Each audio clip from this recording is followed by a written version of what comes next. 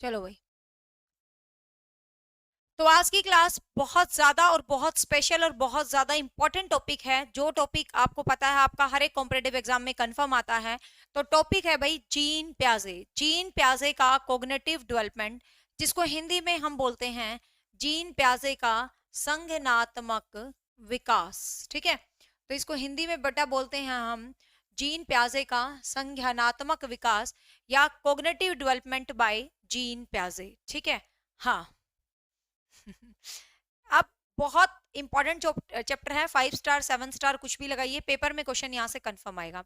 तो सबसे पहले समझते हैं इन दो शब्दों के बारे में कि ये जीन प्याजे क्या बला है और संज्ञान क्या है। ठीक है, फिर चैप्टर को शुरू करेंगे।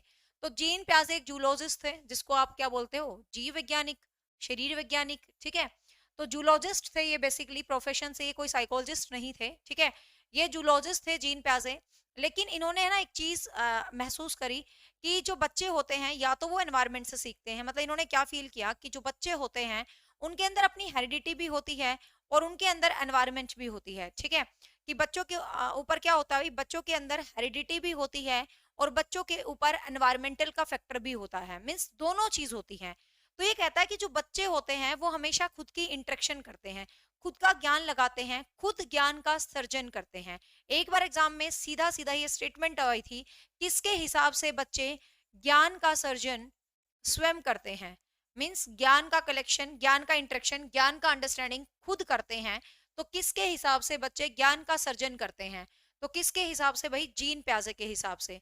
मीन्स जीन प्याजे क्या कहता है कि बच्चों का जो ज्ञान होता है ये अपने ज्ञान का सर्जन खुद करते हैं। ठीक है, एक सेकंड, ये फोन अंदर कहाँ से रह गया, एक मिनट एक मिनट भाई, ये बजता ही रहेगा नहीं तो, ये फोन।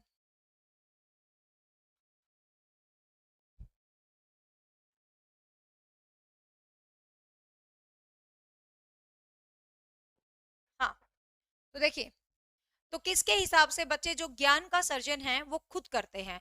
तो सीधा सीधा ये क्वेश्चन आया था, तो किसके हिसाब से बच्चे ज्ञान का सर्जन खुद करते हैं, जीन प्याजे के हिसाब से।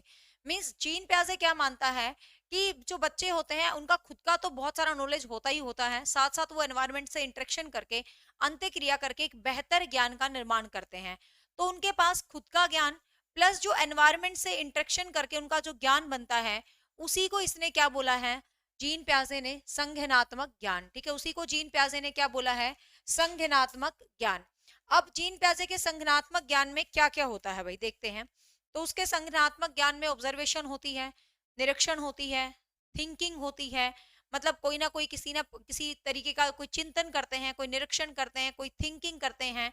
तो ये किसके अंदर होता है, जीन प्याजे के विकास में ही। ठीक है, किसी भी टाइप का जो निरीक्षण है, किसी भी टाइप का जो थिंकिंग है, चिंतन है, स्मृति है, मेमोरी है, तो ये सारी की सारी किसके अंदर होती है। तो संज्ञान शब्द से कंफ्यूज मत होना, संज्ञान का मतलब होता है खुद का ज्ञान प्लस वातावरण का ज्ञान, जिसके अंदर उस बच्चे की थिंकिंग शामिल है, उसकी ज्ञान शामिल है, उसकी नॉलेज शामिल है।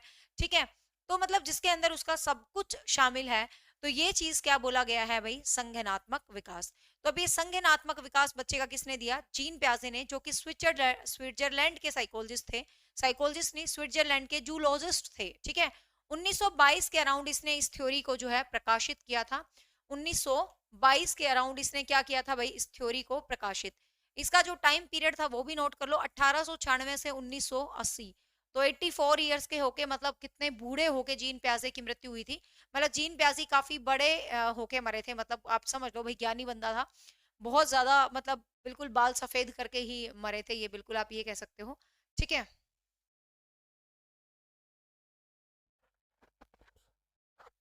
मैम मुझे तो आपकी आवाज पहले वाले माइक में अच्छी लगती थी। चलो कोई नहीं यार, मैं ही हूँ माइक, छोड़ो तुम माइक की बातें। ठीक है, तो क्लियर। तो यहाँ पर ये चीज आपको ध्यान रखनी है। अब जीन प्याजे ने क्या करा था, दो तीन बुक लिखी थी, उनका ना नाम लिख लीजिए। एक तो थी साइकोलॉजी ऑफ चाइल्ड, एक बुक का नाम था साइकोलॉजी ऑफ चाइल्ड। ठीक है, जीन प्याजे की लिखी गई प्रसिद्ध पुस्तकें, एक थी साइकोलॉजी ऑफ चाइल्ड, एक थी psychology of intelligence, the psychology of intelligence, the psychology of intelligence, एक बुक का नाम था द साइकोलॉजी ऑफ इंटेलिजेंस। एक बुक का नाम था the language and thought of child, the language and thought of child, the language and thought of child means language and thought of child. और एक थी the moral judgment of child, the moral judgment of child.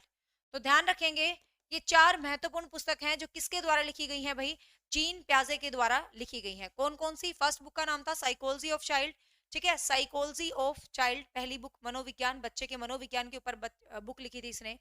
फिर है the psychology of intelligence, मतलब intelligence की psychology, इसने book लिखी थी।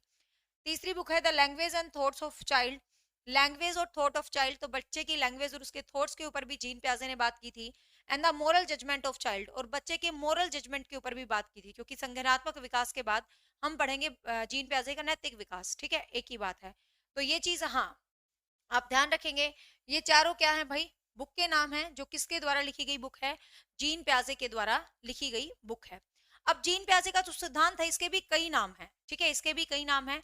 सबसे पहला नाम तो आपने देख ही लिया, संज्ञानात्मक विकास, ठीक है, सबसे पहला नाम तो आपने देख ही लिया, क्या?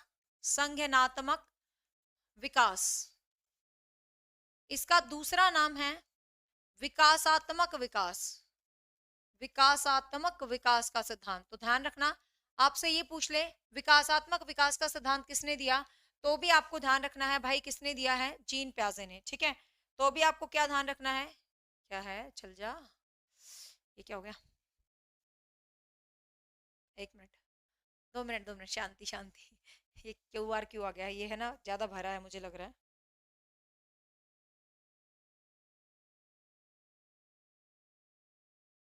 हाँ, तो विकासात्मक मनोविज्ञान का सिद्धांत, तो ये भी इसी सिद्धांत को कहा जाता है, ध्यान रखेंगे। संज्ञानात्मक, विकासात्मक, एक और नाम लिखो, आनुवांशिक ज्ञान मीमांसा, आनुवांशिक, ये न्यू वर्ड है आपके लिए, इसको याद कर लेना, ये D+B में क्वेश्चन आया था तो मैंने ऐसे ही ऐड कर दिया, पिछली बार नहीं किया था। मीमांसा, ठीक है, हेरिडिटी, हेरिडिटी, और ज्ञान मीमांसा के लिए शब्द यूज होता है एपिस्टोमोलॉजी, APISTOMOLOZY, ठीक है, एपिस्टोमोलॉजी, ज्ञान मीमांसा। अनुवांशिकता अलग है, अनुवांशिकता मेंडल वाला, ये मेंडल वाला कॉन्सेप्ट नहीं है, अनुवांशिकता अलग है, ठीक है।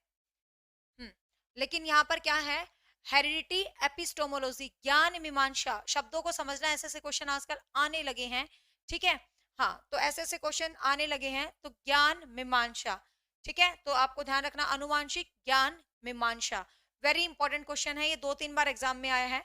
Father of psychology, father of child psychology, ध्यान से समझना क्वेश्चन को, फादर ऑफ चाइल्ड साइकोलॉजी आपसे पूछा जाए किसको कहा जाता है, चाइल्ड शब्द लगा होगा, साइकोलॉजी आप पहले ही पढ़ चुके हो, फादर ऑफ चाइल्ड साइकोलॉजी शब्द भी आपसे पूछा जाए तो भी आप आंसर क्या देंगे भाई, जीन प्याजे।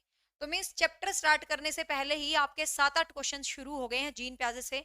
एक बार मैं रिपीट कर देती हूँ सभी क्वेश्चन। आज की क्लास में हम पढ़ रहे हैं जीन प्याजे का संज्ञानात्मक विकास, कॉग्निटिव डेवलपमेंट बाय जीन प्याजे। जीन प्याजे एक जूलॉजिस्ट थे जो कि स्विट्जरलैंड के थे। 1922-23 में इसने इस सिद्धांत के ऊपर काम किया था। जीन प्याजे मानते हैं कि बच्चे के अंदर हेरिडिटी होती है और एनवायरमेंट होता है, और हेरिडिटी और एनवायरमेंट दोनों चीजें मिलकर बच्चों का एक ज्ञान, एक चीज, एक नॉलेज, कुछ भी कह दो कि बच्चे का बढ़ता है। तो इसके अंदर इसने ज्ञान की बात की, समृद्धि की बात की, नॉलेज की बात की, मतलब सब सीखने की बात की, ठीक है। फिर इसके सिद्धांत को विकासात्मक विकास का सिद्धांत कहते हैं, संज्ञानात्मक विकास का सिद्धांत कहते हैं, 4 चरणों का विकास का सिद्धांत कहते हैं, या इसको फादर ऑफ चाइल्ड साइकोलॉजी, बच्चे के विकास का मतलब पिता भी इसको कहा जाता है, जेनेटिक एपिस्टोमोलॉजी के फादर भी कहा जाता है, और रेडिकल कंस्ट्रक्टिविज्म के नाम से भी इसको जाना जाता है, रेडिकल कंस्ट्रक्टिविस्ट, रेडिकल कंस्ट्रक्टिविस्ट, ठीक है, संरचनावादी के नाम से भी इसको जाना जाता है, संरचनावादी ये भी था। फिर बाद में इसी सिद्धांत को ब्रूनर ने और ज्यादा एक्सप्लेन किया था, जब ब्रूनर की थ्योरी पढ़ेंगे तब हम उस चीज को पढ़ेंगे, ठीक है भाई। हाँ, मैंने बेटा हर एक वर्ड इंग्लिश में लिखा हुआ है, आप ऐसे नहीं कह सकते कि कोई भी वर्ड इंग्लिश में नहीं है, ठीक है। विकासात्मक डेवलपमेंट थ्योरी वो तो वैसे ही क्लियर है, ठीक है भाई। तो ये तो क्या था, बेसिक इंट्रोडक्शन ऑफ जीन प्याजे की, हु इज जीन प्याजे, और जीन प्याजे की प्रमुख 4 पुस्तकों के नाम आपने अभी तक पढ़े हैं, ठीक है, जिसमें उसकी 4 मेजर बुक कौन सी थी, psychology of child, the psychology of intelligence, the language and thought of child and the moral judgment of child. ठीक है, अब हम बात कर लेते हैं जीन प्याजे के सिद्धांत की। अब हम बात कर लेते हैं जीन प्याजे के सिद्धांत की, और इसने ये सिद्धांत 4 चरणों में दिया है। ठीक है, तो पहला क्वेश्चन, जीन प्याजे के सिद्धांत के कितने स्टेप्स हैं बच्चे? तो जीन प्याजे के सिद्धांत के 4 स्टेप हैं। ठीक है, कितने स्टेप हैं? 4 स्टेप हैं। और अपनी जो बुक है साइकोलॉजी की कंप्लीट सॉल्यूशन ऑफ साइकोलॉजी, उसमें हर एक शब्द, हर एक एक वर्ड इंग्लिश में लिखा हुआ है। तो इंग्लिश मीडियम वालों को मैं बार बार बोल रही हूँ, वो बुक जरूर ले लें। ठीक है, कंप्लीट सॉल्यूशन ऑफ साइकोलॉजी अपनी साइकोलॉजी की बुक इंग्लिश के अंदर है। ठीक है, मतलब दोनों भाषाओं में, हिंदी और इंग्लिश। तो जिसको इंग्लिश में प्रॉब्लम आती है तो वो उस बुक को जरूर ले लें। तो इसने जो अपना कितने स्टेप्स में दिया था भाई, अपनी जो प्रिंसिपल, अपना जो सिद्धांत है कॉग्निटिव डेवलपमेंट थ्योरी, वो कितने स्टेप में दिया है? 4 स्टेप्स के अंदर उसने जो है अपना सिद्धांत दिया है। तो आपको चारों स्टेप का सबसे पहले तो पता होना चाहिए कौन कौन से 4 स्टेप हैं जीन प्याजे के। तो फर्स्ट है संवेदी पेशीय अवस्था। संवेदी पेशीय अवस्था, जिसको हम बोलते हैं sensory motor stage. Sensory motor stage, या हम इसको बोलते हैं इंद्रिय गामक अवस्था।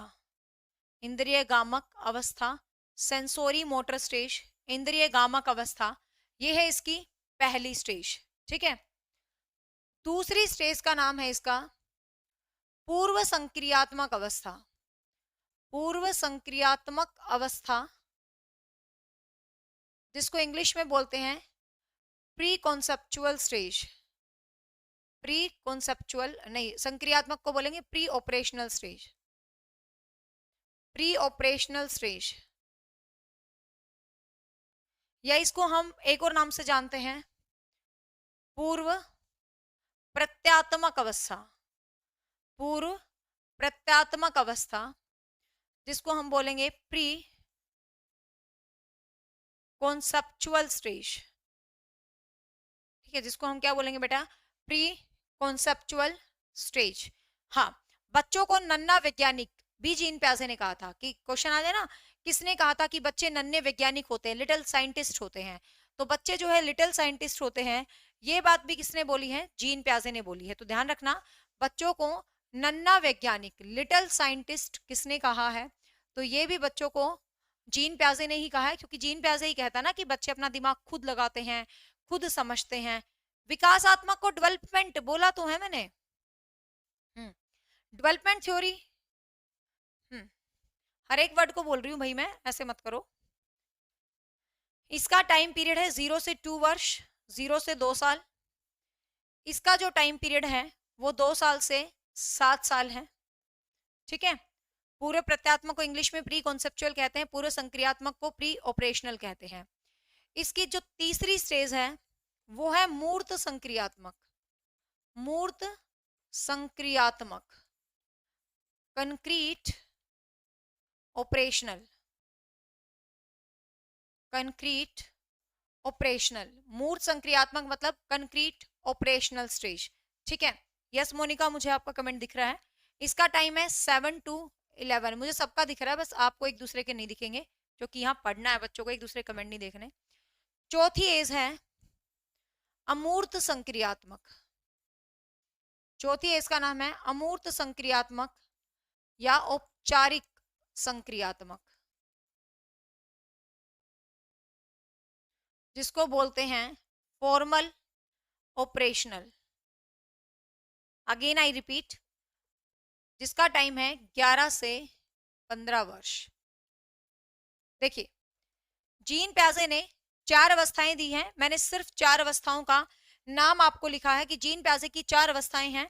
4 अवस्थाओं का नाम क्या क्या है? तो सबसे पहली अवस्था है संवेदी पेशीय अवस्था। ठीक है, सबसे पहली अवस्था है संवेदी पेशीय, जिसको आप सेंसोरी मोटर स्टेज कहते हैं। मैंने अवस्थाएं स्पेशल क्यों लिखवाई हैं? क्योंकि पीआरटी के एग्जाम में तो कई बार सीधा क्वेश्चन यही आ जाता है कि जीन प्याजे की जो अवस्थाएं हैं उसको सीक्वेंस में अरेंज कीजिए। मीन्स आपको सीक्वेंस में अरेंज करना है। ठीक है, सब कुछ बताऊंगी मोनिका, टेंशन ना लो, इतना बताऊंगी ना, इसके बाद जीन प्याजे का कभी भी एक भी क्वेश्चन नहीं छूटेगा। रिफ्लेक्स एक्शन, एक्टिविटी, सब कुछ बताऊंगी, डोंट वरी। डोंट वरी रहा करो, चैप्टर पूरा होने के बाद बता करो। बुद्धि पूरी हुई लगा, बुद्धि में कुछ छूटा है, प्याजे पूरा होने दो, बता देना प्याजे में कुछ नहीं छूटेगा, टेंशन ना लिया करो तो मेरी क्लास में। तो सबसे पहले तो सीक्वेंस याद रखना, संवेदी पेशी है, सेंसोरी मोटर, सेंसिस से रिलेटेड है, पहली स्टेज 0 से 2 वर्ष है। फिर ये कहता है भाई मेरी दूसरी अवस्था का नाम है पूर्व संक्रियात्मक या पूर्व प्रत्यात्मक अवस्था, जिसका टाइम है 2 से 7 साल, तो पूर्व। फिर इसका तीसरी स्टेज है मूर्त संक्रियात्मक अवस्था, कंक्रीट ऑपरेशनल। और चौथी अवस्था है अमूर्त संक्रियात्मक अवस्था, जिसको आप फॉर्मल ऑपरेशनल स्टेज या अब्स्ट्रक्ट ऑपरेशनल स्टेट भी बोल देते हैं, ठीक है, इंग्लिश में अब्स्ट्रक्ट ऑपरेशनल स्टेज भी हम इसको इंग्लिश में बोल देते हैं, ठीक है। तो याद करना बिल्कुल आसान है, सबसे पहले सेंसिस से रिलेटेड है। अब ध्यान से सुनिएगा, इसकी सभी अवस्थाओं में ऑपरेशनल ऑपरेशनल ऑपरेशनल स्टेज है, तो कंफ्यूज होने की जरूरत नहीं है, सभी में ऑपरेशनल ऑपरेशनल ऑपरेशनल है। पहली तो अलग है, सेंसोरी मोटर संवेदी पेशियां, फिर ऑपरेशनल के आगे प्री लगा दिया, तो दूसरी है प्री ऑपरेशनल। फिर हमने ऑपरेशनल के आगे कंक्रीट लगा दिया, मूर्त ऑपरेशनल, और फिर ऑपरेशनल के आगे अब्स्ट्रक्ट लगा दिया। कहने का मतलब ऑपरेशनल तीनों में है, दूसरे में प्री है, तीसरे में कंक्रीट है, और चौथे में क्या लग गया, अब्स्ट्रक्ट लगा दिया। दैट्स इट, ठीक है, और आपको कोई चक्कर में नहीं पड़ना। अब वन बाय वन इनको डिटेल से कर लेते हैं। सबसे पहली अवस्था है भाई सेंसोरी मोटर स्टेज, जिसको हम बोलते हैं इंद्रिय जनित अवस्था, सेंसोरी मोटर स्टेज। अब ध्यान से देखिए, इसका टाइम पीरियड है 0 से 2 साल। आप खुद ही सोचिए यार कि 0 से 2 साल का एक बच्चा है, तो वो कैसे ही सीखेगा, सोच के देखो, जीन प्याजे का बच्चा है 0 से 2 साल का, तो वो कैसे ही सीखता होगा। तो जीन प्याजे क्या कहता है कि 0 से 2 साल का जो मेरा बच्चा होता है वो सेंसेस के माध्यम से सीखता है, इंद्रियों के माध्यम से सीखता है, ठीक है। वो किसके माध्यम से सीखता है, सेंसेस के माध्यम। ये जो आप लिख रहे हो कि ऑपरेशनल का ये टाइम है, सब क्लियर करूंगी, स्टेज पूरी होने दिया करो, ठीक है। हाँ, स्टेज पूरी होने दो, आपका सारे डाउट क्लियर हो जाएंगे। एक मेरी बात को ना ध्यान से सुन लो, आज कान खोल के सुन लो, जो भी बच्चा लाइव पढ़ रहा है, बाद में रिकॉर्डेड पढ़ने वाला तो बेचारा वैसे भी चुपचाप देखता रहता है, वो तो कुछ कहता ही नहीं है। ये जो लाइव पढ़ने वाले हैं ना, एडवांस कमेंट मत किया करो, मुझे कतई नहीं अच्छा लगता, पूछो क्यों नहीं अच्छा लगता। हाँ, तुम्हारे पास कुछ नया ज्ञान है तो उसको मेरे सामने रखा करो, बिल्कुल रखा करो। अभी आपने चौथी स्टेज को नहीं पढ़ा है, ठीक है, नहीं पढ़ा ना चौथी स्टेज को। जब हमने चौथी स्टेज को डिटेल में पढ़ा ही नहीं है, तो तुम कैसे लिख सकते हो चौथी स्टेज में ये नहीं होता, ये होता है, ये नहीं होता। जब मैं पूरी पढ़ा दूं, फिर बताना वो 11 से 15 लिखा, उसके पीछे क्या लॉजिक है, 11 से 16 लिखेगा तो उसके पीछे क्या लॉजिक है, 11 से ऊपर लिखेगा तो सब कुछ लिखवाऊंगी।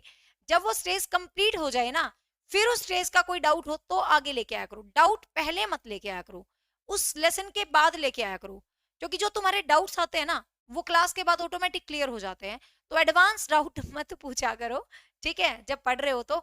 जैसे मान लो ये स्टेज मैंने करवा दी, फिर इस स्टेज का कोई क्वेश्चन बचता है तो तुम भी शेयर कर दो भाई, तुम भी ज्ञानी हो, मेरा भी ज्ञान बढ़ जाएगा, मैं खुश होती हूँ इस चीज से हमेशा। कोई बात नहीं, किसी को क्या पता मुझसे 1-2 पॉइंट ज्यादा अच्छा आता हो, तो वो एक अलग चीज है, ठीक है, वो तुम शेयर करो, मोस्ट वेलकम। तुम्हारे पास कुछ नया पॉइंट है, तुम कमेंट करो, मोस्ट वेलकम। बट इस स्टेज के क्वेश्चन इस स्टेज को पढ़ाने से पहले नहीं पूछोगे, ठीक है। देखो, ऐसे पूरी साइकोलॉजी में ये बात याद रखना है, थॉर्नडाइक को पढ़ाने से पहले थॉर्नडाइक के क्वेश्चन मत पूछ लेना।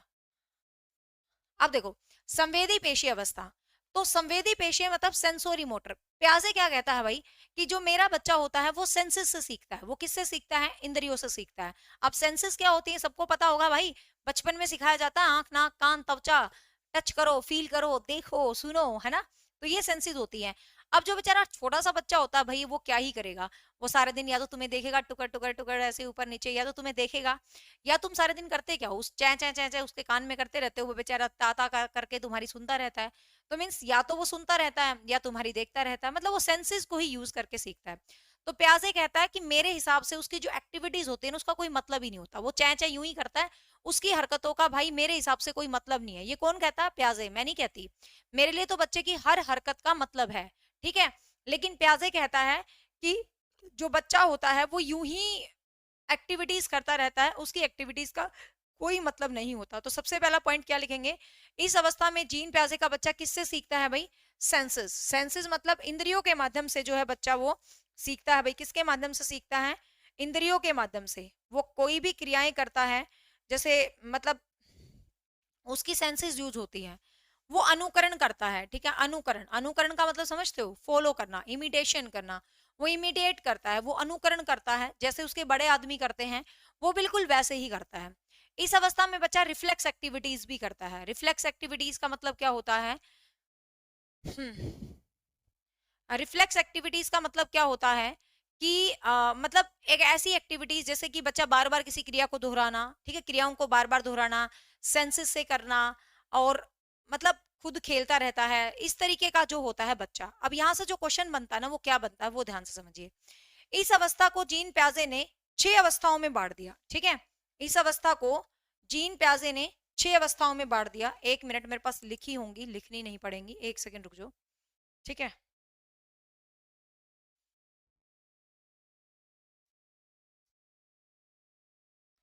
हाँ, 1 सेकंड बस, क्योंकि है ना कुछ काम है ना लिखने से थोड़े जल्दी हो जाते हैं। ये मिल गया जीन प्याजे, ये पुराना होगा कभी का।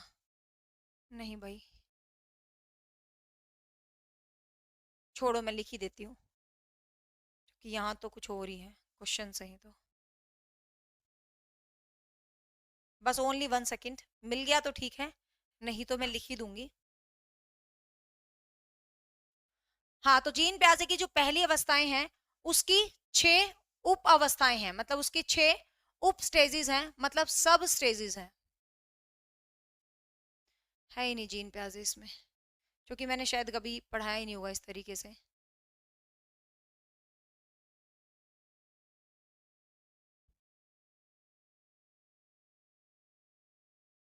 नहीं, ये तो बुक में से क्वेश्चन है, छोड़ो।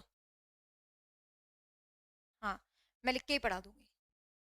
तो जीन प्याजे क्या कहता है भाई, 6 उप स्टेजेस हैं। अब लिखो उन 6 उप स्टेजेस को, कौन कौन सी उप स्टेजेस हैं जीन प्याजे की। सबसे पहली है stage of reflex activities, stage of reflex, बस ये टाइम लग रहा था लिखने में, एक्टिविटीज, जिसको हिंदी में बोलेंगे हम प्रतिवृत्त क्रियाओं की अवस्था, प्रतिवृत्त क्रियाओं की अवस्था। टाइम कंज्यूमिंग हो जाती है, स्मार्ट बोर्ड पे टाइम यूटिलाइज करना चाहिए।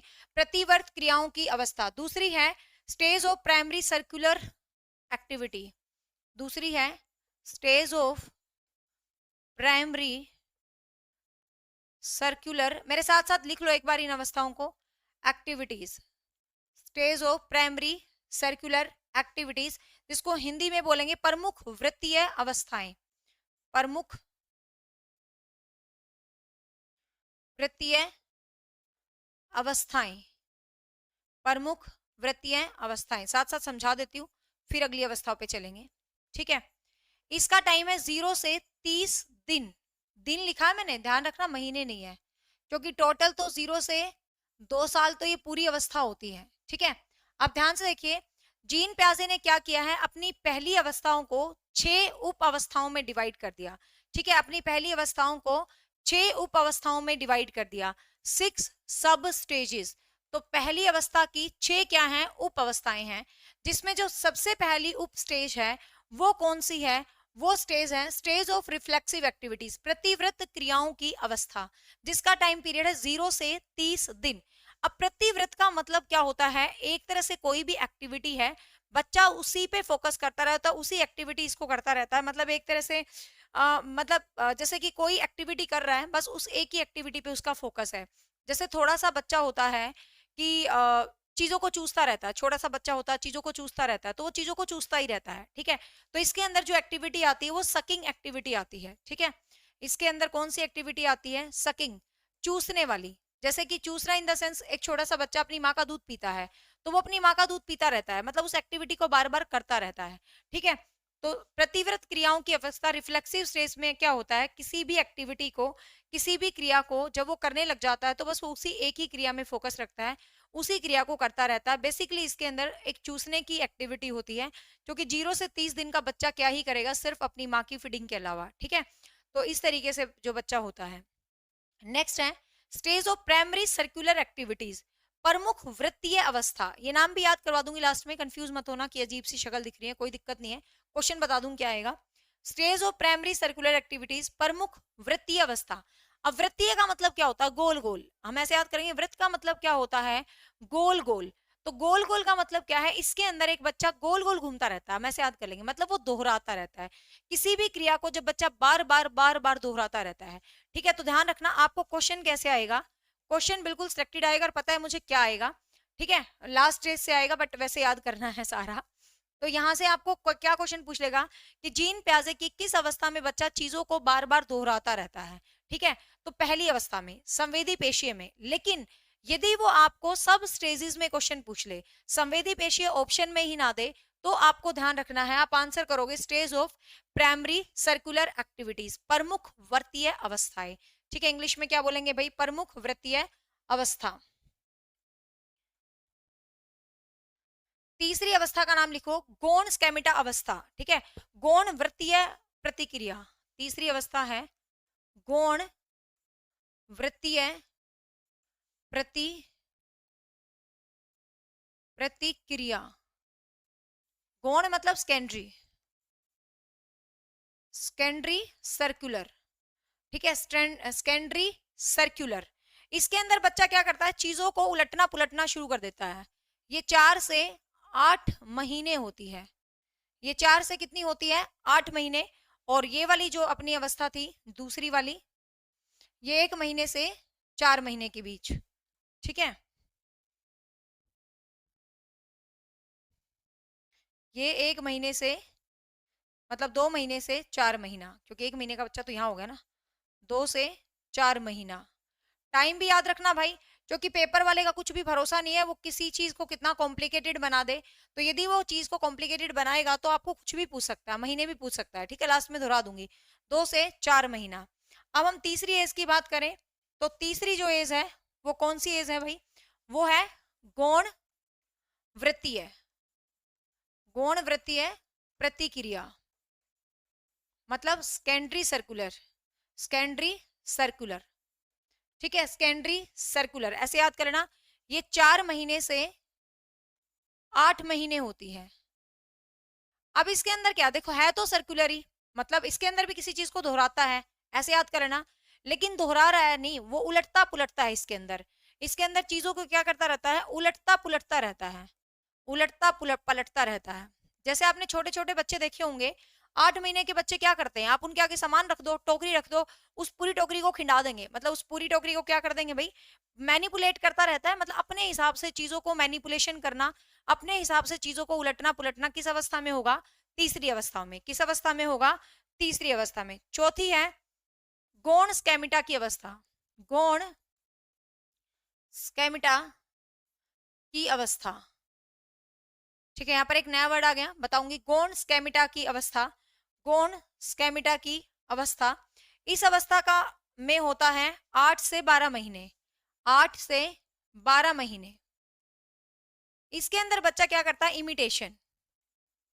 इसके अंदर बच्चा क्या करता है, इमिटेशन। इमिटेशन मतलब अनुकरण, अपने दूसरों की नकल उतारना, मतलब सिंपल सी भाषा में आप कहोगे कि इसमें बच्चा क्या करता है भाई, नकल उतारता है। वो क्या करता है, नकल उतारता रहता है कि मेरे पापा ऐसा कर रहे हैं, मम्मी ऐसी कर रही है, तो सबकी क्या करता रहता है भाई, वो नकल उतारता रहता है। इस अवस्था में आप ये कह सकते हो। ठीक है, नेक्स्ट है तृतीय वर्तीय अवस्था, तृतीय तृतीय वर्तीय अवस्था। 12 से 18 महीने, 12 से 18 महीने। ठीक है, इसके अंदर क्या देखो, तृतीय वर्तीय, इसके अंदर बच्चा चीजों को पहचानने लग जाता है, उसको चीजों के अस्तित्व का पता चल जाता है, भाई ये चीज है। ठीक है, लेकिन यदि वो चीज आप उससे छुपा लोगे तो उसको नहीं पता कि मेरे से चीज छुपा ली, चीज कहीं मतलब रहती भी है दुनिया में, ये उसको नहीं पता, मतलब उसको सिर्फ चीजों की पहचान हो जाती है। ठीक है, इसमें वो क्या करता है, चीजों को पहचानना शुरू करता है। हाँ, ये लिखने में इसीलिए टाइम वेस्ट हो जाता है, आगे से ध्यान रखेंगे, जो भी पॉइंट लगेंगे ना एक्स्ट्रा वाले हैं तो उनको लिख देंगे। इसमें बच्चा क्या करता है भाई, चीजों को, एक ही आज पता नहीं बार बार बैक क्यों हो रहा है, मेरा तो हाथ में लग रहा, कुछ भी नहीं लग रहा। ठीक है, चीजों को क्या करता है भाई, पहचानने लग जाता है। और लास्ट अवस्था होती है मानसिक संयोग की अवस्था। 18 महीने से 24 महीने, इसके अंदर बच्चे में एक गुण आ जाता है, जो गुण है ऑब्जेक्ट परमानेंसी। अब मैं ना आपको डिटेल से समझाती हूँ, ये एक्चुअली लिखने की वजह से ऐसे टाइम वेस्ट हो गया, अदरवाइज मेरा ऐसे टाइम वेस्ट ना होता। हमेशा जब ज्यादा पॉइंट आए ना तो उनको लिख ही लेना चाहिए, स्मार्ट बोर्ड का यही स्मार्ट काम होता है। यदि हम स्मार्ट बोर्ड पे भी वही व्हाइट बोर्ड वाला काम करेंगे तो फायदा ही क्या स्मार्ट बोर्ड लेने का, है ना। तो आगे से जैसे इतनी एज होंगी तो उनके नाम लिख लेंगे पहले ही। अब मेरी बात ध्यान से सुनो, मैं तुम्हें बिल्कुल शॉर्ट में याद करवाऊंगी, बिना बिल्कुल आपको अजीब नहीं लगेगा, बहुत शॉर्ट में याद हो जाएंगे। देखो ध्यान से, जीन प्याजे की जो पहली अवस्था है उसको 6 उप अवस्थाओं में जोड़ा, ठीक है, उसको 6 उप अवस्थाओं में जोड़ा, मतलब जीन प्याजे की पहली अवस्था की 6 उप स्टेजेस हैं। अब याद करना बिना किसी दिमाग लगाए, पहली उप स्टेज का नाम है रिफ्लेक्स एक्टिविटीज। रिफ्लेक्स एक्टिविटीज मतलब प्रतिव्रत क्रियाएं, कोई भी क्रिया है जिसको वो लगातार करता है, हमेशा करता है, उसकी आदत बन चुकी है, जैसे कि बच्चा चीजों को चूसना शुरू कर देता है, ठीक है। तो ये जो अवस्था है ये 1 महीने तक की बच्चे की होती है। किसकी होती है भाई? सिर्फ 1 महीने की बच्चे तक की होती है। अब जो दूसरी अवस्था है, आप एक चीज याद रखना, सर्कुलर। इसके अंदर 3 अवस्थाओं में वर्ड आएगा, सर्कुलर सर्कुलर सर्कुलर। कुछ भी चक्कर नहीं है, एक में प्राइमरी सर्कुलर है, एक में सेकेंडरी सर्कुलर है, और एक में तीसरा सर्कुलर है। कुछ भी नहीं याद किया ना, एक में प्राइमरी सर्कुलर है, फिर उसके बाद सेकेंडरी सर्कुलर है, फिर एक अवस्था छोड़ के फिर तृतीय सर्कुलर है, ठीक है ना। फिर क्या है? तृतीय सर्कुलर। तो स्टेज ऑफ प्राइमरी सर्कुलर में क्या होता है? किसी भी चीज की दोहराई करता रहता है। ये 2 साल से लेके 4 साल होती है। कितनी होती है? 2 साल से लेके 4 साल होती है। फिर जो तीसरी अवस्था होती है इसका नाम है गौण वृत्तीय, मतलब सेकेंडरी सर्कुलर। सेकेंडरी सर्कुलर में वो क्या करता है? 4 महीने से 8 महीने होती है, इसमें वो चीजों को उलटना पुलटना शुरू कर देता है। मतलब चीजों को, आप उसके आगे टोकरी रख दो, सारा टोकरी का सामान बिखरा देगा, फिर पलट देगा, फिर मम्मी कहेगी डाल इसके अंदर, फिर डाल देगा, फिर पलट देगा, मतलब ऐसे वो लगा रहता है अपने आप में, ठीक है। फिर आपको क्या याद करवाया मैंने? पहले रिफ्लेक्सिव स्टेज होगी, देखो याद करो, कुछ भी नहीं है, क्योंकि इनका टाइम भी पूछ सकता है। पहला रिफ्लेक्सिव हो गया, 1 महीने तक का बच्चा हो गया, ठीक है। महीना बोल रही हूँ, साल नहीं बोल रही, क्योंकि पूरी एज का टाइम है 0 से 2 साल, ठीक है। तो सीधी सी बात क्या हुई भाई, महीना हो गया, एक महीना निकल गया, फिर 4 महीने निकल गए अगली स्टेज में, प्राइमरी सर्कुलर। फिर सेकेंडरी सर्कुलर आ गई, चीजों को उलटने पुलटने लगा। अब सेकेंडरी सर्कुलर के बाद एक अवस्था बीच में आ गई, कौन सी भाई? गौण स्केमिटा, जिसके अंदर वो इमिटेशन करता है। इमिटेशन का मतलब क्या है? इमिटेट कर रहा है, मतलब अपने पेरेंट्स को, बड़ों को, जैसे हम कर रहे हैं वैसे ही, मतलब अनुकरण मैंने लिखवाया था। तो इमिटेशन का काम वो करने लग जाता है। अब जब वो इमिटेशन करने लग जाता है, फिर तृतीय सर्कुलर, मैंने कहा ना सर्कुलर सर्कुलर से 3 है लगातार, बस 2 के बाद एक गौण आ गया बीच में, और फिर सर्कुलर आ गया, बस। तृतीय वृत्तीय अवस्थाओं में क्या है? वो चीजों को पहचानना शुरू कर देता है, मतलब उसको चीजें रिकॉग्नाइज्ड हो जाती हैं कि ये चीज ये है, ये चीज ये है। लेकिन उसको कोई चीज छीन ले तो वो सोचता है कोई बात नहीं, छीन ली, उसको नहीं पता वो चीज थी या नहीं। कहते हैं ना, इस वाली स्टेज में उसको मैंने ये कह दिया, चीज चिड़िया लेगी, चिड़िया लेगी, तो बच्चों के लिए चीज चिड़िया लेगी, बच्चों के लिए उस चीज का महत्व खत्म हो जाएगा। लेकिन जो छठी स्टेज है, ध्यान से समझिए, वेरी वेरी इंपॉर्टेंट, मानसिक विन्यास की योग्यता, stage of the invention, new means new thoughts, ठीक है। Stage of invention, new thoughts, ठीक है। New thoughts, new mean new invention की अवस्था होती है। अब कोई कह रहा है इसको भी इंग्लिश में लिख दो, थर्ड सर्कुलर यार, सर्कुलर सर्कुलर है, primary circular, secondary circular, third circular, ठीक है। हाँ, तो मानसिक संयोग की अवस्था, ये अवस्था इंपॉर्टेंट है। इसके अंदर क्या है? इसके अंदर जो बच्चा होता है उसके अंदर ऑब्जेक्ट परमानेंसी आ जाती है। ऑब्जेक्ट परमानेंसी का मतलब होता है वस्तु स्थायित्व, वस्तु स्थायित्व। ऑब्जेक्ट परमानेंसी का मतलब होता है वस्तु स्थायित्व। इसका मतलब क्या है? इस अवस्था के अंदर बच्चे को ये पता चल जाता है, मान लो उसके पास एक टॉय है, ठीक है, उस टॉय को आपने छीन लिया और आप कहते हो चिड़िया लेगी, चिड़िया लेगी, लेकिन वो मानेगा नहीं आपकी बात, वो कहेगा चिड़िया नहीं लेगी, मुझे पता है ये चीज तो एग्जिस्ट करती है, कहीं ना कहीं एग्जिस्टेंस है इस चीज का, कहीं ना कहीं चीज है दुनिया में, तुमने उसको छुपा दिया पर्दे के पीछे। तो उसको उस ऑब्जेक्ट के लिए परमानेंसी उसके माइंड में सेट हो जाती है। पहली जो इससे 5वीं वाली स्टेज होती है उसके अंदर परमानेंसी सेट नहीं होती है। उसके अंदर वो सोचता है यार चीज गई तो गई, लेकिन लास्ट स्टेज में वो सोचता है कि यदि ये चीज गई है तो इसका मतलब मम्मी ने छुपाया है, पापा ने छुपाया है, ये चीज है दुनिया में, ठीक है। तो इस किसी चीज का एग्जिस्टेंस होना, किसी चीज का होना, तो उसको हम बोलते हैं ऑब्जेक्ट परमानेंसी, ठीक है, उसको क्या बोलते हैं? Object permanency. पहली वाली एज का टाइम है 1 महीने तक का, दूसरी का है 2 से 4 महीने तक का, ठीक है, तीसरी का 4 महीने से 8 महीने, सिंपल सा है। फिर चौथी का 8 महीने से 12 महीने, और जो पांचवी छठी है वो 12 महीने से, मतलब 1 साल से 1.5 साल, और 1.5 साल से 2 साल, ठीक है, जो लास्ट वाला टाइम पीरियड है। पहले बताओ भाई, ये 6 की 6 स्टेज क्लियर हुई? आगे से गलती नहीं करेंगे, कुछ भी इतना लंबा लिखने का रामायण है, पहले लिख के रखेंगे, ठीक है। तो वो उस चीज पे क्या है भाई, काम करता है, चीजों को यूज करता है, चीजों को समझता है और अपना ऑब्जेक्ट क्लियर कर लेता है। तो ये हो गई जीन प्याजे की पहली अवस्था। तो कुल मिला के पहली अवस्था को यदि मैं शॉर्ट में कंक्लूड करना चाहूं तो सिर्फ इतना से याद रखना, जीन प्याजे की पहली अवस्था इतनी इंपॉर्टेंट नहीं है एग्जाम के लिए, सिर्फ ये 6 स्टेज की वजह से आजकल इनका स्टैंडर्ड बढ़ गया है, नहीं तो इनको कोई नहीं करता था। ठीक है, तो आपको ध्यान रखना है जीन प्याजे में इमिटेशन होता है, जीन प्याजे का बच्चा सेंसिस से सीखता है, और जीन प्याजे का बच्चा रिफ्लेक्स एक्टिविटीज करता है, दूसरों को इमिटेट करता है और ऑब्जेक्ट परमानेंसी आ जाती है। ठीक है, तो पहली एज की कुल मिला के यही मुख्य बात हो गई है। तो होप सो अब पहली एज कोई मत कहना कि मुझे क्लियर नहीं है, समझ आ गई भाई पहली एज? शुक्र है मालिक, ऑल क्लियर। चलो good, next we will move on next age. खैर लिखने में कई बच्चों को तो अच्छा भी लगता है क्योंकि साथ साथ उनका लिखा जाता है, बट ये ना थोड़ा टाइम कंज्यूमिंग प्रोसेस हो जाता है और कुछ नहीं है। दूसरी अवस्था है पूर्व प्रक्रियात्मक अवस्था, पूर्व संक्रियात्मक या प्रत्यात्मक क्रियात्मक कुछ भी लिख लो यार। पूर्व संक्रियात्मक अवस्था 2 साल से 7 साल, इंपॉर्टेंट एज। प्री प्री अभी तो लिख रही थी ऑपरेशनल। अब देखिए, अब भैया जीन प्याजे का बच्चा हो गया 2 साल का, ठीक है। अब जब वो 2 साल का हो गया, थोड़ा सा तो इंटेलिजेंट बन गया भाई वो, अब ऐसे ही टिकता थोड़ी ना। अब ये जो सकिंग वाली 6 महीने तक की बात है ना, ये सिगमंड फ्राइड ने बोली है। तो एक बच्चे से क्वेश्चन पूछ रहा है सकिंग तो 6 महीने तक का बच्चा करता है, बिल्कुल करता है, लेकिन वो सिगमंड फ्राइड ने बोला है अपनी साइको सेक्सुअल डेवलपमेंट थ्योरी में कि जीन प्याजे की जो पहली अवस्था है सिगमंड फ्राइड की, ओरल जो स्टेज है, तो उसमें बच्चा सकिंग करता है। वो सबके अलग अलग पॉइंट है, ठीक है ना। हाँ, अब देखिए पूर्व संक्रियात्मक अवस्था, कोई पीडीएफ की जरूरत नहीं है, बुक में सारे वर्ड्स लिखे पड़े हैं हिंदी इंग्लिश में। मैंने क्या पीडीएफ से पढ़ाया है? मैंने कहा था पीडीएफ से जो पढ़ाऊंगी वो पीडीएफ साथ मिलेगी। मैं तो बोर्ड पे पढ़ा रही हूँ, पीडीएफ कहाँ से है? और वैसे क्यों दुखी होते हो, ऑल पीडीएफ में जाओ, कंप्लीट साइकोलॉजी की पीडीएफ डाल रखी है, उसका प्रिंट ले लो, उसमें सब लिखा हुआ है। ठीक है, देखिए पूर्व संक्रियात्मक अवस्था, प्री ऑपरेशनल स्टेज। अब इसमें जो प्याजे का बच्चा है भाई, वो बड़ा जबरदस्त होता है। वो अब अनुकरण की स्टेज से थोड़ा सा ऊपर आ जाता है, थोड़ा समझदार हो जाता है, उसके अंदर विचार आने लग जाते हैं, मतलब विचार इन द सेंस वो चीजों के लिए अपना थोड़ा थोड़ा विचार लगाने लग जाता है, क्योंकि देखो इसका नाम ही है पूर्व विचारात्मक अवस्था, संक्रियात्मक अवस्था, प्रत्यात्मक अवस्था। तो नाम से ही देखो, प्रत्यय मतलब कॉन्सेप्ट।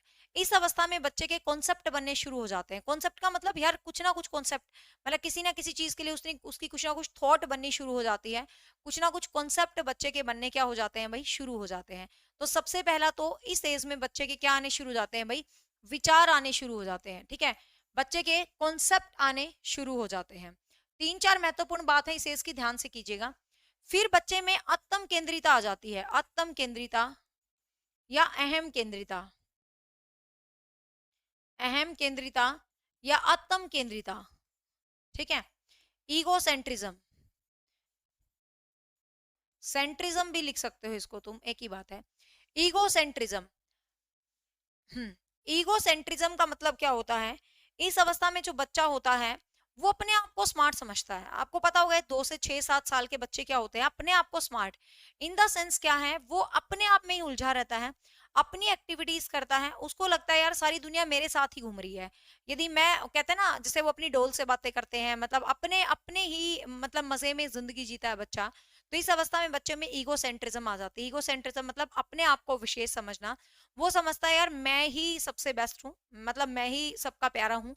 तो अपने आप को, मतलब एक सेल्फ लव का कॉन्सेप्ट आप कह सकते हो, मतलब अलग तरीके से अपने आप को श्रेष्ठ समझना, अपनी मतलब कुछ आप ये कह सकते हो कि अपने आप में ही खोया रहता है, अपने आप को बेस्ट समझता है, अपने आप को श्रेष्ठ समझता है, अपने कॉन्सेप्ट बनाने लग जाता है। तो ये चीज बच्चे में रहती है। और इस एज में क्या होता है, इस एज इमेज फॉर्मेशन होती है, इमेज फॉर्मेशन,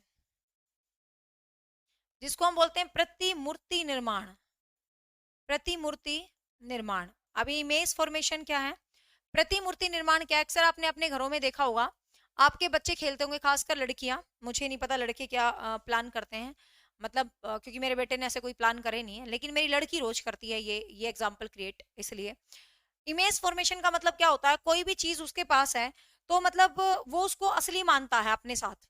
जैसे कि अपनी गुड़िया से खेलेगी, मेरी गुड़िया मतलब मेरी बेटी अपनी गुड़िया से खेलेगी, तो वो क्या करती है, वो उसको मैडम बना लेगी, खुद को मैडम बना लेगी और उसको स्टूडेंट बना देगी कि बैठ जा, उठ जा, खड़ी हो जा। अब वो गुड़िया कोई ना बैठेगी उठेगी, लेकिन this is called image formation. जब बच्चे नॉन लिविंग थिंग्स को ये सोचते हैं कि ये हमारे साथ है, ये हमारे मतलब बिल्कुल काम कर रहा है। एक और कॉन्सेप्ट है एनिज्म, उससे कंपेयर मत करना, डिफरेंस है।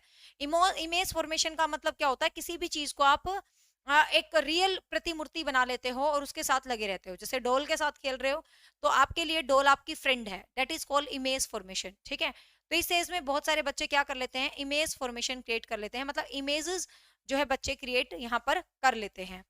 साथ में इस एज में बच्चे क्या होते हैं भाई, इस एज में साथ में जो बच्चे होते हैं इमेज फॉर्मेशन के साथ साथ, इस एज में बच्चे बच्चे में एक क्वालिटी होती है एनिज्म, जिसको हम बोलते हैं जीववाद। ठीक है, जिसको हम क्या बोलते हैं भाई, जीववाद। अब ये जीववाद क्या है ये समझिएगा। जीववाद क्या होता है, जो नॉन लिविंग थिंग्स होती हैं, जो निर्जीव चीजें होती हैं, बच्चा उन चीजों को क्या मानने लग जाता है भाई, सजीव मानने लग जाता है, अपना मानने लग जाता है। ठीक है, बच्चा उन चीजों को क्या मानने लग जाता है, अपना मानने लग जाता है। किसके अंदर भाई, वो जीववाद के अंदर। ठीक है, तो मतलब जीववाद होता है एनिज्म, जिसमें बच्चा क्या करता है, जितनी भी नॉन लिविंग थिंग्स होती हैं उसको अपने आप मानता है। जैसे आपने देखा होगा एक एग्जाम्पल आता है, सूर्य क्रोधित है। ठीक है, एग्जाम्पल आता है, सूर्य क्रोधित है। जीन प्याजे के हिसाब से ये क्या है, सूर्य क्रोधित है, तो जीन प्याजे के हिसाब से ये क्या है, तो जीन प्याजे के हिसाब से ये एनिज्म है। जीन प्याजे के हिसाब से ये क्या है भाई, एनिज्म है।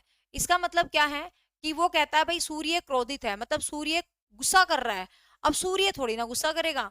तो वो जब किसी नॉन लिविंग थिंग के अंदर, मतलब किसी निर्जीव चीज के अंदर, जब उसको सजीवता का आभास होता है, जब उसको निर्जीव चीज में सजीव फील होता है, तो वो जीन प्याजे के हिसाब से क्या कहलाता है, एनिज्म। ठीक है, तो एनिज्म कॉन्सेप्ट क्या हुआ भाई, जब उसको किसी भी निर्जीव चीज में सजीव चीज फील होती है, तो ये चीज क्या होती है, एनिज्म। ठीक है, ये चीज क्या होती है, एनिज्म होती है।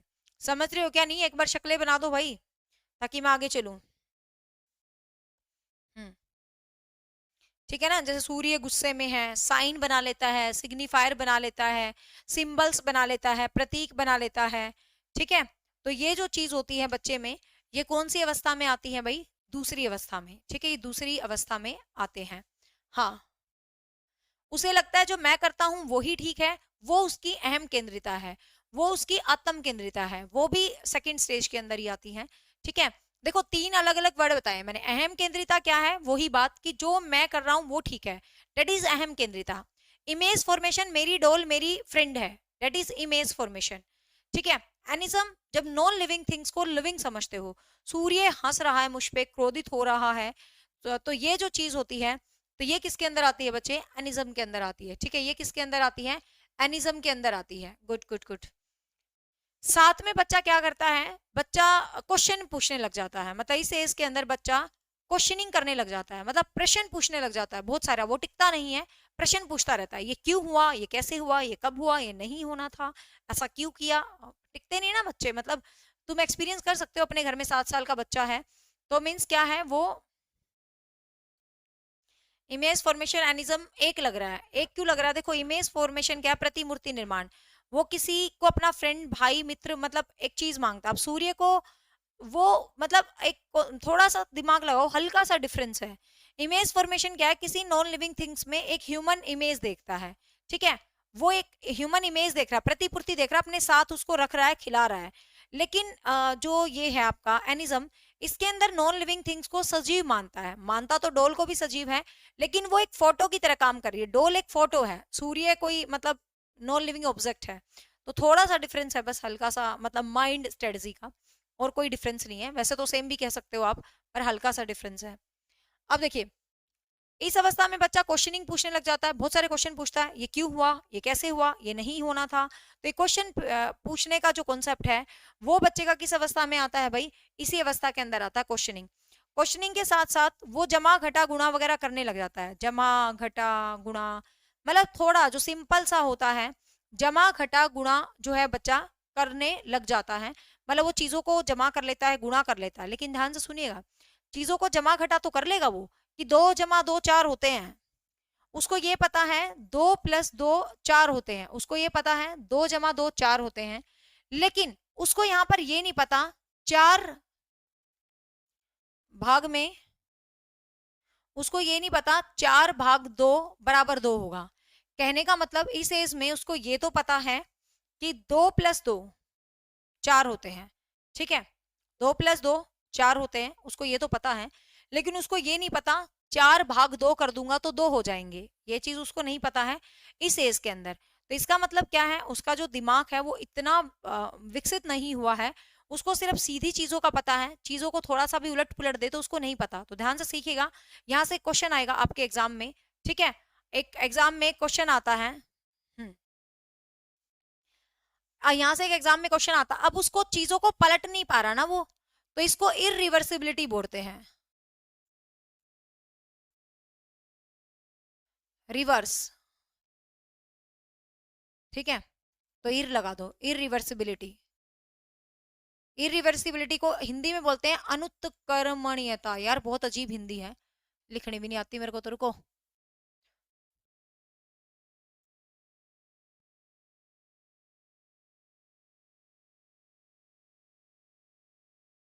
हाँ, अनुत्कर्मणीयता।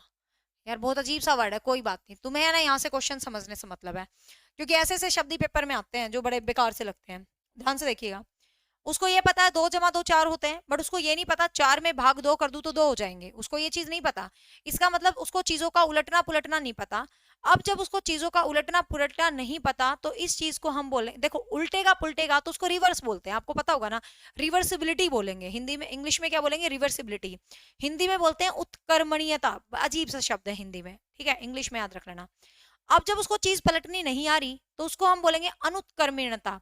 जब उसको चीजें पलटनी नहीं आ रही तो उसको हम क्या बोलेंगे, अनुत्कर्मण्यता। चीज पलटनी आ रही है तो रिवर्सिबिलिटी, चीज पलटनी नहीं आ रही है तो इरिवर्सिबिलिटी, ठीक है, चीज पलटनी आ रही है तो रिवर्सिबिलिटी, चीज पलटनी नहीं आ रही है तो इरिवर्सिबिलिटी, हो गई ना इरिवर्सिबिलिटी। तो क्वेश्चन आएगा, प्यासे की किस एज में बच्चे में इरिवर्सिबिलिटी होती है, तो कौन सी एज में, दूसरी एज में। प्याजे की किस एज में रिवर्सिबिलिटी होती है, तो वो 3rd एज के अंदर होगी, ठीक है, तो ये चीज ध्यान रखना। तो वो क्वेश्चनिंग कर रहा है किसी भी तरीके से, तो अपलटावी अवस्था कहते हैं। इसमें बच्चा चिंतन तो करता है, लेकिन उसका चिंतन कैसा होता है, कोई लॉजिक ही नहीं होता, अतार्किक होता है, ठीक है, अतार्किक, क्योंकि इसके अंदर क्या होता है, कोई लॉजिक ही नहीं होता, तो इसका चिंतन कैसा होता है, अतार्किक, मतलब उसके अंदर कोई भी लॉजिक नहीं होता है, ठीक है,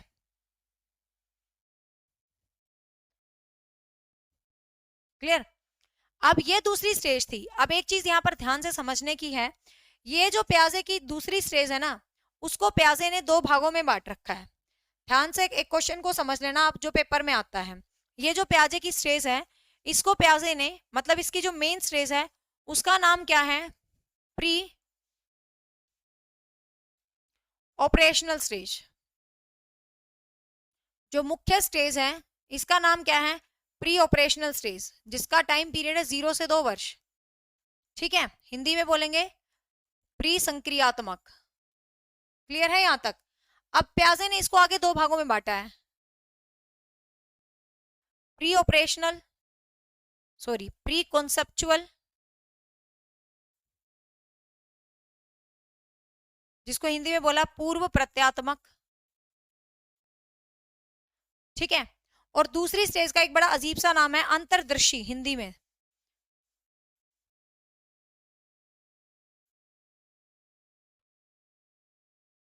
क्या ही हो गया, हिंदी में लिखो अंतर्दर्शी, इन्यूटिटिव, INTUITIVE,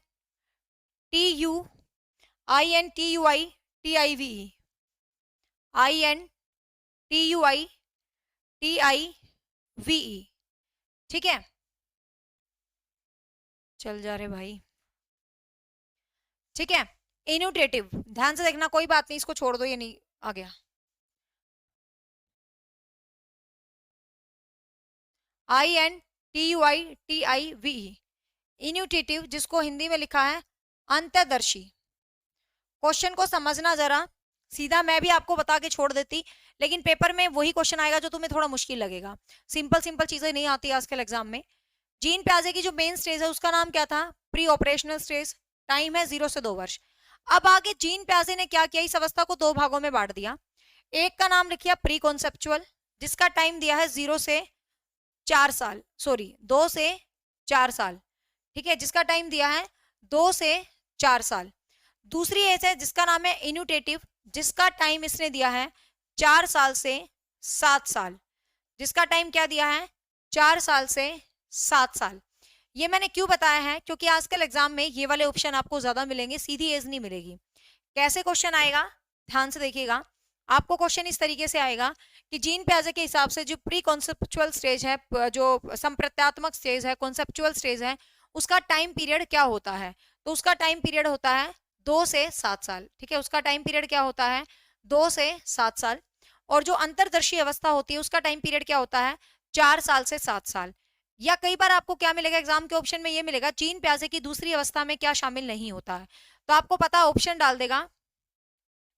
अरे इस गलत नहीं लिखी, यदि मैंने 0 बोल दिया तो क्या होगा? लिखा तो मैंने 2 ही है, 2 से 4 ठीक है, 2 से 4 लिखा, देखो बोर्ड पे 2 से 4 है, वो गलती से 0 से 4 निकल गया था मुंह से यार, मतलब इतनी गलतियां मत छाटा करो, ठीक है। तो 2 से 4।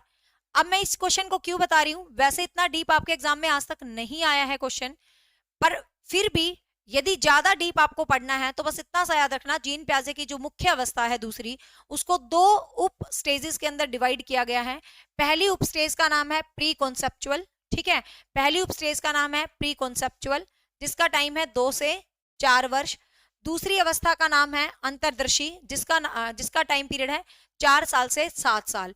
टोटल एज का टाइम पीरियड है, अच्छा ये 2 लिखा बोल रहे हो क्या आप? सॉरी सॉरी, ये 2 से 7, भाई भावनाओं को समझ लिया करो। यहाँ मैं तुम्हें 2 से 7 एक्सप्लेन कर रही हूँ, ओके ओके, मैं ही गुरु क्या ही गलत लिख दिया, इतनी देर से करो गलत लिख दिया, गलत लिख दिया, और मैं बोले जा रही हूँ 2 से 7, 2 से 7, 2 से 7, कभी कभी हो जाता है भाई लिखने में, ठीक है। शुरू में भी बताई मैंने एज, अब भी बताई, 50 बार बताई बच्चे बच्चे को याद है। ये कई बार पेन की गुस्ताखी हो जाती है, मैं शब्द सही बोल रही हूँ, तो प्लीज थोड़ा सा अंडर एस्टिमेट मत किया करो इतना, ठीक है। अब बिल्कुल मतलब यहाँ केस मत दर्ज करो 2 से 7 कर लो इसको, ठीक है। 0 से 2 गलती से लिखा गया, 2 से 7 कर लो इसको, ठीक है। तो ज्यादा डीप आपसे क्वेश्चन पूछा जाए तो जो मैंने एनिज्म वाला पॉइंट बताया है, जो मैंने एनिज्म वाला पॉइंट बताया है, जो मैंने इमेज फॉर्मेशन वाला पॉइंट बताया है, जो मैंने आपको आत्म केंद्रिता वाला पॉइंट बताया है, ज्यादा डीप आपसे पूछा जाए तो आप ध्यान रखना कि ये इस अवस्था के अंदर आएंगे, ठीक है, ये किसके अंदर आएंगे? इस अवस्था के अंदर आएंगे। और जो लास्ट में क्वेश्चन पूछना है, शब्दों को जोड़ना है, इरिवर्सिबिलिटी वाला कॉन्सेप्ट है, तो ये आपसे पूछ लिया जाए तो इस अवस्था के अंदर आएगा। क्लियर हुआ? बताओ फटाफट से। हाँ, अब इस 0 से 2 को छोड़ के मतलब 2 से 7 है, सबको पता है, 10 बार बता चुकी हूँ। प्याजे की अवस्थाओं को मैं भूल सकती हूँ, इतने साल से साइकोलॉजी पढ़ा रही हूँ, हद है, ठीक है। इतना थोड़ा सा तो दिमाग लगा लिया करो। या मैं चीख के बोल रही हूँ 2 से 4, 4 से 7, मैंने तो देखा भी नहीं ऊपर वो 0 कैसे बन गया, ठीक है। क्लियर हुआ भाई? मैंने क्यों बताया है, यदि तुमसे डीप क्वेश्चन पूछ ले कि एनिज्म जीन प्याजे की किस अवस्था में आता है, तो सबको पता है दूसरी अवस्था में आता है, लेकिन भैया ऑप्शन में देते दूसरी की भी कौन सी अवस्था में आता है, तो फिर आपको ध्यान रखना, ठीक है, दूसरी की भी कौन सी अवस्था में आता है, तो इस अवस्था में आता है, ठीक है। तो कौन सी अवस्था में आता है? इस अवस्था में। क्लियर हुआ? तो आज हमने क्या पढ़ा? आज हमने जीन प्याजे का बिल्कुल बेसिक इंट्रोडक्शन पढ़ा, और ये पहली 2 अवस्थाओं में बहुत सारा गोलमाल था, बहुत सारी नई चीजें थी, इसलिए टाइम कंज्यूमिंग हो गया। कल जीन प्याजे का चैप्टर खत्म हो जाएगा, साथ में जीन प्याजे का मोरल डेवलपमेंट का जो कॉन्सेप्ट है वो भी कल की क्लास में हम खत्म कर देंगे, ठीक है भाई? काफी है, किसी को कोई डाउट तो नहीं रहा? क्लियर हुआ सबको क्लास? बताने की जरूरत तो नहीं ना दोबारा? मतलब मुझे तो यूं लगता है यार आज की क्लास मैंने इतने इतने मतलब लेवल पे आके समझाई है ना कि कोई भी समझ सकता है।